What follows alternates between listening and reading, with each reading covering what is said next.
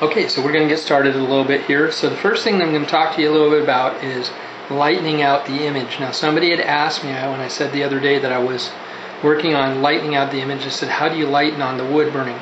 This is a good question. Basically what I've done is I've taken some pieces of sandpaper. Now you'll notice that this piece of sandpaper is not cut at like a regular square. I do cut them sometimes square and just use them that way. I cut it intentionally at an angle, and the reason why I'm doing that is so that I can actually get my finger over it and use it to get into some fine areas. So basically this is 150 grit sandpaper. You can use sandpaper that's a lot finer. Obviously with sandpaper, the larger the number, the bigger the grain usually, and the smaller the number, the finer the grain. If, for example, you want to get some real fine sanding in, you can go up to like 800 or 1000, something like that. But usually most of the sandpaper grit that most people will use is around anywhere from 100 to 300 is usually what most people use. This is 150. It's a medium fine grit of sandpaper. And what I'm doing is basically I'm coming in and very lightly, I'm making a small circular motion, and I'm just very lightly coming over the areas that have already gone in and wood burned, and I'm kind of sweeping it in. And the idea here is just to take a few of those areas that don't make sense shadow wise. Obviously my light source is coming this way and over the top of the line or at an angle.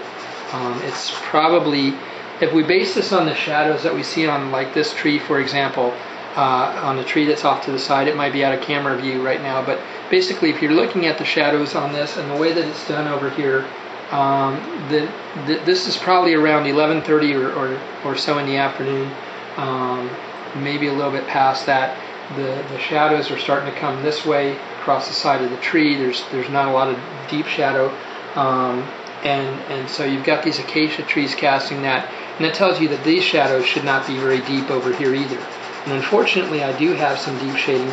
Now this shading was actually here before.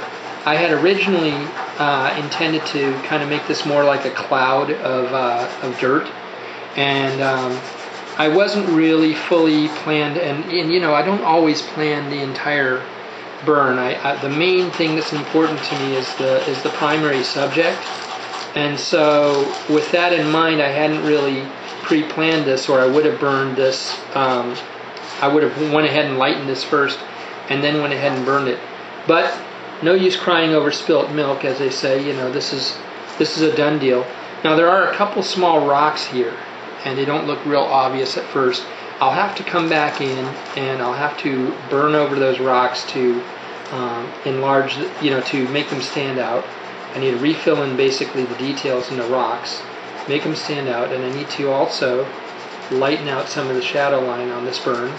So I'm coming in and I'm holding this little piece here, so it's just, you know, all I'm doing is I'm taking that little edge. Once that piece has served me, I can fold it under and then just continue to go through, and I'm just, you know, just kind of feel it out. And again, I'm using little swirls, or I'm moving along with the edge of the grain and just kind of lightening out the sand a little bit so that it's not so dark. I've got a lot of foliage here. Now if I want to, I can actually go over the foliage itself, but that means that I then have to go back through and darken in some of the foliage. I actually want these leaves dark. This is a plant with dark leaves, and it's in the background, and I don't want it to, I want it to have a little bit of a contrast against the rest of the backdrop. So I don't want to make it too light. I don't want it to stand out too much. I want to basically have this nicely balanced, and there we go. It's starting to get a little bit lighter now where I want it to be lighter. I want to have just a little bit of a shadow underneath this plant. And the trick here is that you also don't want to get into the actual burn. Like, as you can see here, this is the edge of the line's lower leg, and it's shaded out. So I want that to remain shaded. So what I'm doing basically is I'm coming in and I'm making sure that I'm kind of keeping along that edge and then swirling it, because if you do too much on that edge, it's going to create a hard scratch line, and I don't want that. I want it to just be very soft And that's why after I've created the border, I come back in and I make a loose edge. What that'll do is I'll basically give you a crisp edge, a crisp lighter spot there, and then it will allow the rest of it to kind of blend in. I don't want to blend too much because I have this light fur that's right here. If I need to, I can also lighten that fur out just a little bit. I don't want to go real heavy.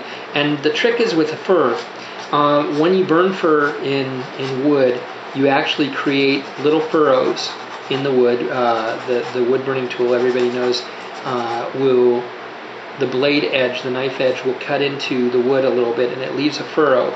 And it's very, very important that when you're doing your wood burn, that you're not taking away too much there, or what you do is you actually reduce the fur appearance by cutting away or by sanding away basically that texture.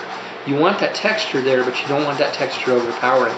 So by doing it this way, where you're doing little circles and then following the grain, and going back and forth with the grain, and not getting too hard with it, you'll actually create that little bit of separation, and you'll still retain that texture that lets you know that that's part of the lion's paw. Alright, so we're doing like that, and I can come back in a little bit later. I can use the burner on a low temperature to come in and straighten that out. So I'm coming over here, and I'm also going to do this in a few other areas, just kind of catching up my grain. And I use this a lot before I change it over, this particular piece. And there's a reason for that too. It's actually better it blends more evenly because you're actually moving some of the char back in on itself as you sand. And what that'll do is it protects you from over sanding in one little region. In other words, it protects it from getting too light too quickly if you're going very, very carefully as you move. And it should prevent you from any kind of big glaring mistakes. This is the point of the burn where I don't want to start having to recorrect my corrections. In other words, I want what I do to be kind of the final stage of it and be done with and move on to the next step. So that's what I'm doing here as I'm lightening this out. Now you can also take X-Acto knife blades and you can come in along the edge, and you can see here where it's a little darker. I can come in with the X-Acto knife blade, and I can also, holding it at a vertical angle, I can just do side scrapes with the X-Acto knife, and this will also pull some of that burnt color right out. You just got to be careful because with the X-Acto you can actually add grooves. This is an older but worn and somewhat worn X-Acto blade. It's still got enough sharpness to allow me to do my scrapes without any major issues. And it also allows me to get into areas that I would otherwise have difficulty getting into, such as in between the foliage. So I can actually get into these little spaces and lighten them out, and it creates the kind of image that I'm looking for without too many of the headaches of trying to get in there with sandpaper, which you really can't do, not without lightening out all the rest of the background image as well. So I just come in very slowly, and I take that and just do a little bit of scraping. And if you work carefully enough, you should be able to do the same type of thing, just coming in with your blade and lightening out a little bit. You should be able to get the same effect without doing any actual damage to your background piece, and you'll get a nice end result that your viewers or art admirers will be able to appreciate, or to whoever you are selling the piece if you're doing it commercially. It's all about the details. Alright, and that's some basics, and then just go ahead and wipe it away. Make sure your wood surface is always clean and you should be good. We'll have more coming up soon. Thank you.